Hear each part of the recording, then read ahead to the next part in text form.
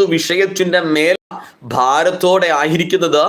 അയ്യോ, സമയം കഴിഞ്ഞു പോയല്ലോ, അയ്യോ ദൈവത്തിന്റെ പ്രവൃത്തിക്കുള്ള സമയം കഴിഞ്ഞു പോയല്ലോ, ഇനി ഒരു പ്രവൃത്തി ഇല്ല എന്ന് നിരാശപ്പെടുന്ന വിഷയത്തിന് മേൽ, കൈവിട്ടു പോയി എന്ന് ചിന്തിക്കുന്ന വിഷയത്തിന് മേൽ, ഇനി സാധ്യതകളില്ല എന്ന് നിങ്ങൾ ചിന്തിക്കുന്ന വിഷയത്തിന് മേൽ, സമയം കഴിഞ്ഞുവെന്ന് നിങ്ങൾ ചിന്തിക്കുന്ന വിഷയത്തിന് മേൽ ഞാൻ നിങ്ങളോടൊരു ദൂതായി പ്രഭാതത്തിൽ വിളിച്ചു പറയാം. ഈ ദിവസങ്ങളിൽ ദൈവത്തിന്റെ റൈറ്റ് ടൈം, ദൈവത്തിന്റെ തക്ക സമയം, ദൈവത്തിന്റെ അപ്പോയിന്റഡ് ടൈം നിനക്ക് വേണ്ടി വെളിപ്പെടാൻ പോവുകയാണ്.